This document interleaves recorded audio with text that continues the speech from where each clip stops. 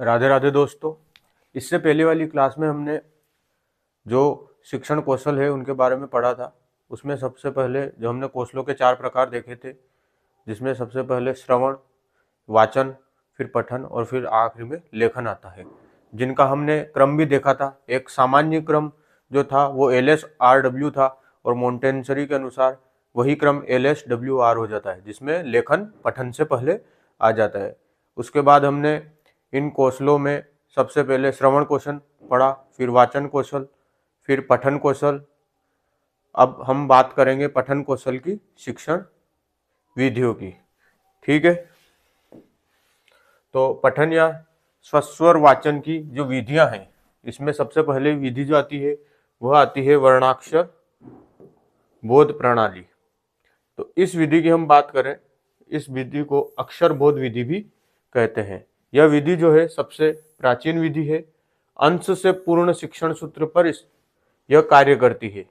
इस विधि में सबसे पहले वर्ण, फिर शब्द और अंत में वाक्य, इस प्रकार पठन सिखाया जाता है और सर्वाधिक प्रयोग की जाती है।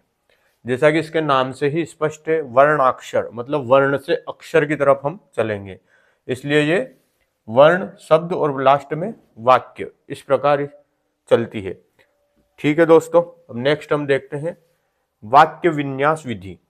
यह जो विधि है यह मनोवैज्ञानिक विधि है। यह पूर्ण से अंश शिक्षण सूत्र पर कार्य करती है और इसमें वाक्य सबसे पहले, फिर शब्द और फिर वर्ण, इसको इस प्रकार से सिखाया जाता है। यह भी आपको शिक्षण सूत्र पूर्ण से अंश है ये कैसे पता चलेगा? क्योंकि जब आप इसका नाम पढ़ते हो तो वाक्य, तो जब वाक्य जो रहता है वो अपने आप में एक पूरा शब्द और वर्णों को मिलाकर बना हुआ रहता है, तो वह अपने आप में पूर्ण होता है। तो जब यह वाक्य विन्यास विधि है तो इसमें शिक्षण सूत्र में यह पूर्ण से अंश की ओर चलेगी। ओके, अब अगले हम देखते हैं देखो कहो या चित्र पठन विधि। देखो कहो या चित्र पठन विधि जो है वो पावलोव के अनुबंधन सिद्धांत पर आधारित है। इस विधि में अध्यापक जो वर्ण या शब्द सिखाना चाहता है उससे संबंधित चित्र श्यामपट्ट पर बनाता है, उसके नीचे उसका नाम लिखता है और नाम का जो पहला अक्षर है वह क्या लिखता है? बड़ा, और बाकी छोटे होते हैं। जैसे मैं यहाँ पर आपको एक डायग्राम बनाता हूं।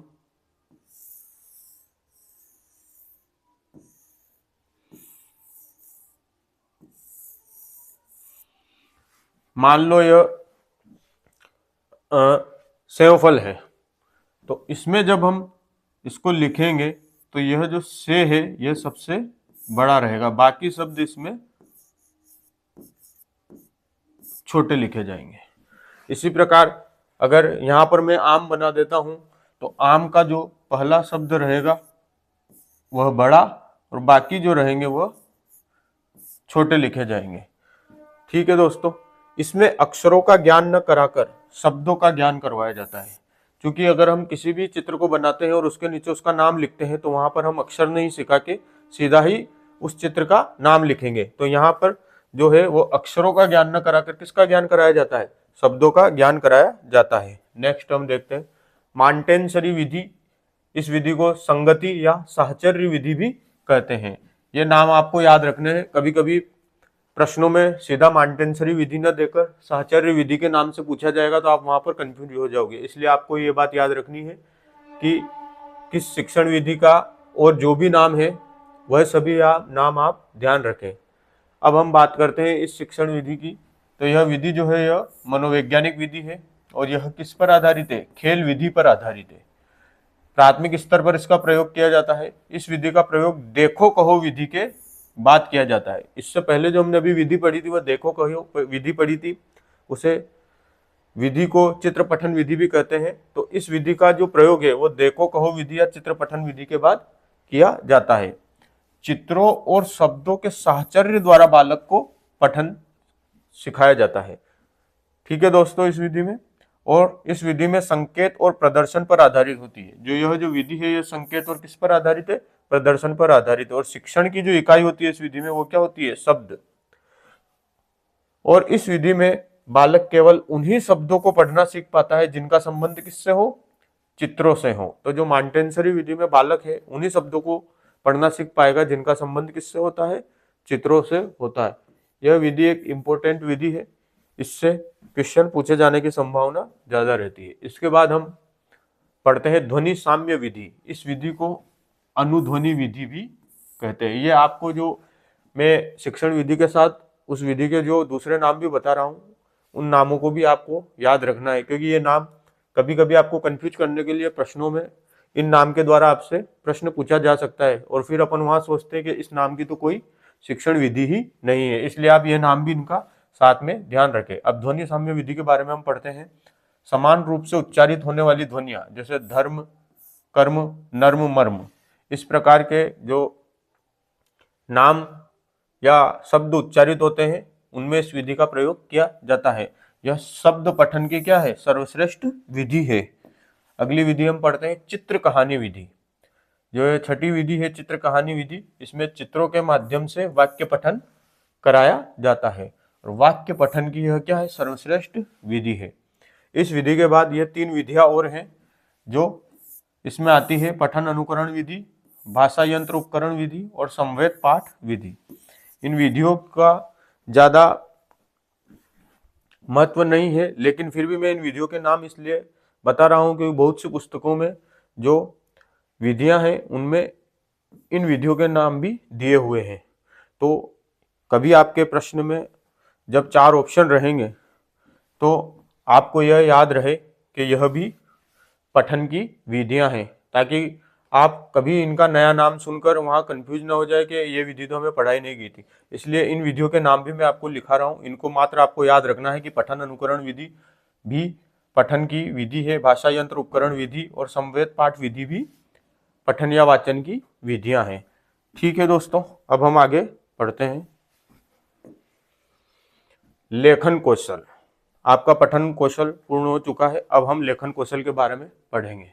जो लेखन कौशल है यह सबसे क्या है, कठिन कौशल है, और सर्वाधिक महत्व, जो लेखन कौशल में सर्वाधिक महत्व नेत्रों की गति को दिया जाता है। अब आप सोच रहे होंगे लेखन में नेत्रों की गति का महत्व कैसे हुआ। तो जैसे किसी अध्यापक ने बोर्ड पर कुछ लिखा और आप उसको देखकर अपने पुस्तक में या अपनी कॉपी में उसको लिख रहे हो, तो जब आप उसको देखकर लिख रहे हो तो आप कितनी जल्दी उस वाक्य या शब्द को बोर्ड से देख के और उसे अपनी पुस्तक में लिख रहे हो, यह भी नेत्रों की गति पर डिपेंड करेगा। जैसे बहुत से बच्चे बोर्ड पर 4-5 लाइन लिखी हुई है, वह पहली लाइन को लिख रहा है, लिखते लिखते वो यहाँ तक आया, उसके बाद उसने कॉपी में इसको पढ़ के कॉपी में लिखने लगा, और जैसे ही उसने ऊपर देखा वो इस लाइन को भूल के इस पर आ गया। तो यहाँ पर नेत्रों की गति का भी बहुत महत्व रहता है लेखन कौशल में।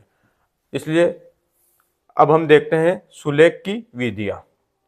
सुलेख की 3 विधियां हैं, अनुलेख, प्रतिलेख और श्रुतिलेख। अब हम इन विधियों के बारे में 1 बाय 1 पढ़ते हैं। सबसे पहली विधि है अनुलेख। अनुलेख विधि का अर्थ है लिखावट के नीचे या पीछे लिखना। इसका जो प्रयोग है पहली व दूसरी कक्षा में किया जाता है। उद्देश्य सुंदर लिखावट या अक्षरों की बनावट का विकास। आपने विद्यालय में देखा होगा, कक्षा 1 और 2 के बच्चों को जब अध्यापक है वह गृह कार्य देता है तो वह उन्हें कोई भी शब्द ऐसे लिख कर दिया तो उनके नीचे एक लाइन छोड़ दी, और फिर उन्हें दूसरा शब्द जैसे अ दे दिया या ब दे दिया, फिर उसने एक लाइन छोड़ी, तो जैसे अ के नीचे उन्होंने जो वहां पर वो एक लाइन छोड़ते हैं तो वह क्या है, लिखावट के नीचे या पीछे लिखना। अब या तो वह यहाँ पर उसको अ को बच्चा घर से लिख के लाएगा होमवर्क के रूप में, फिर इस ब के नीचे ब को लिख के लाएगा, तो ये लिखावट के नीचे लिखा उसने। या फिर बहुत से शिक्षक यहाँ पर अ दे दिया, फिर यह ब दे दिया, और यहाँ आगे लाइन रहती है, कहते हैं इसमें इनको लिखकर लाए। तो यह एक तरह से क्या हो गया, अनुलेख हो गया। तो इसका जो प्रयोग होगा यह पहली और दूसरी कक्षा में किया जाता है, और इसका उद्देश्य क्या है, सुंदर लिखावट या अक्षरों की बनावट का विकास करना। ठीक है दोस्तों, अब आगे हम देखते हैं प्रतिलेख। प्रतिलेख का मतलब होता है नकल करना या किसी आदर्श लिखावट को हूबहू लिखना। इसका प्रयोग कक्षा 3, 4 और 5 में किया जाता है। इसका जो उद्देश्य है वह है सुंदर व शुद्ध लिखावट। गृह कार्य जो इसमें दिया जाता है वह पठित अंशों से दिया जाता है। प्रतिलेख में जो कार्य बच्चों को घर के लिए देते हैं वह पठित अंशों में से दिया जाता है। ठीक है दोस्तों, इसके बाद हम देखते हैं श्रुतिलेख। जो श्रुति लेख है ये सुलेख की क्या है, सर्वश्रेष्ठ विधि है। श्रुति लेख का अर्थ है सुनकर लिखना। इसका जो प्रयोग है कक्षा 3, 4, 5 में किया जाता है और इसका जो मुख्य उद्देश्य वह है शुद्ध लेखन व लेखन की गति का विकास और मात्रा शुद्धि संशोधन। ये दोनों उद्देश्य आपको याद रखना है। प्रश्न ऐसे पूछा जा सकता है, मात्रा शुद्धि संशोधन के लिए क्या आवश्यक है, और आपको 3 ऑप्शन दे दिए जाए, श्रुति लेख का ज्ञान होना, प्रतिलेख का ज्ञान होना, या फिर दोनों का ज्ञान होना, या अनुलेख का ज्ञान होना। तो आप वहां पर क्या लिखोगे, श्रुति लेख का ज्ञान होना, क्योंकि श्रुति लेख का अगर आप सही से ज्ञान होगा आपको तो आप मात्रा और शुद्धि संशोधन आराम से कर पाएंगे। नेक्स्ट हम देखते हैं सुलेख। अब देखिए आपके पास सुलेख जो है उसमें सुंदर, शुद्ध और गति, इन तीनों चीजों का महत्व रहता है। अगर आप सुंदर लिख रहे हो तो वह एक तरह से बस अनुलेख है, मतलब अनुलेख में सुंदर आप लिख सकते हो क्योंकि आपको देखकर हूबहू लिखना है। अगर आप सुंदर और शुद्ध लिख रहे हो तो वह क्या हुआ, प्रतिलेख। लेकिन श्रुति लेख में सुंदर, शुद्ध और गति तीनों को महत्व दिया जाता है, इसलिए श्रुति लेख को ही लेखन की क्या माना जाता है, श्रेष्ठ विधि माना जाता है। नेक्स्ट हम देखते हैं लेखन की विधियां। अब लेखन की जो विधियां आएगी इसमें सबसे पहली विधि है रूपरेखा अनुकरण विधि। इसका जो प्रयोग किया जाता है वह किया जाता है प्राथमिक स्तर पर।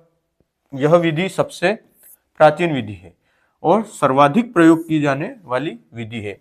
बिंदुओं की सहायता से पुस्तक पर वर्ण की आकृति बनवाना। तो रूपरेखा अनुकरण में क्या होता है, बिंदुओं की सहायता से पुस्तक पर वर्ण की आकृति बनवाई जाती है। जैसे मैं यहाँ पर कोई वर्ण है र, तो अब आप ऐसे बच्चों को बिंदुओं की सहायता से र की आकृति दी जाती है होमवर्क में, या फिर आप देखो अगर मुझे किसी बच्चे को प लिखवाना है तो मैं ऐसे बिंदुओं की सहायता से उसे गृह कार्य के रूप में प लिखने के लिए दूंगा और बच्चा घर जाकर इसके ऊपर इस प्रकार से प बनाकर लाएगा। तो बिंदुओं की सहायता से पुस्तक पर वर्ण की आकृति बनवाई जाती है। ठीक है दोस्तों, इस विधि में अब इसके बाद हम देखते हैं स्वतंत्र अनुकरण विधि। इस विधि में अध्यापक वर्णमाला को क्रमबद्ध रूप से क्या करता है, लिखता है। शिक्षक बालक को स्वतंत्रता पूर्वक एक एक वर्ण लिखने का आदेश देता है। बालक जो वर्ण लिखना सीख जाता है अध्यापक उसे मिटा देता है। यह स्वतंत्र अनुकरण विधि है। इसके बाद हम देखते हैं मॉन्टेसरी विधि या खेल खिलौना विधि। आपको नाम याद रखना है, मॉन्टेसरी विधि या खेल खिलौना विधि, दोनों ही नाम, ताकि जब आप प्रश्नों किसी भी एक नाम से आए तो आप वहां पर कंफ्यूज ना हो। अब आप बात करते हैं इस विधि में। इसका प्रयोग सबसे पहले प्राथमिक कक्षाओं में होता है। मूल रूप से यह वर्ण लेखन से पूर्व बालक को लेखनी या कलम पकड़ने का ज्ञान कराया जाता है। तो इस विधि में बालक को क्या किया जाता है, वर्ण लेखन से पूर्व बालक को लेखनी या कलम पकड़ने का ज्ञान कराया जाता है। यह एक महत्वपूर्ण बिंदु है, इसको आपको याद रखना है। क्यों? क्योंकि प्रश्न पूछा जा सकता है वह कौन सी विधि है जिसमें बालक को लेखनी या कलम पकड़ने का ज्ञान वर्ण लेखन से पूर्व कराया जाता है। तो वहां पर आपको मॉन्टेसरी विधि या खेल खिलौना विधि अपने उत्तर में देना है। इसमें इस विधि में हाथ, आंख, कान तीनों ही सक्रिय रहते हैं। कागज के मोटे गत्ते या प्लास्टिक पर शब्दों की आकृति उभरी होती है। ठीक है दोस्तों, अब हम आगे पढ़ते हैं अगली विधि, पेस्टोलॉजी विधि। पेस्टोलॉजी जो विधि है इसमें आपको याद रखना है वर्णमाला को क्रमबद्ध रूप से न सिखाकर सरलता से कठिनता की ओर सिखाया जाता है। पेस्टोलॉजी जो विधि है इसमें वर्णमाला को क्रमबद्ध रूप से नहीं सिखाया जाता। जैसे हम अ, आ, इ, उ, ऊ ये जो पढ़ते हैं इसे ज्यादातर सभी विद्यालयों में इसी क्रम में पढ़ाया जाता है, लेकिन पेस्टोलॉजी जो विधि कहती है वह कहती है सबसे पहले उस वर्ण को सिखाया जाए जो सरल हो। ठीक है दोस्तों, पेस्टोलॉजी के अनुसार वर्णमाला का सबसे सरलतम वर्ण प और व होता है, इसलिए बालक को सबसे पहले प और व वर्ण सिखाना चाहिए।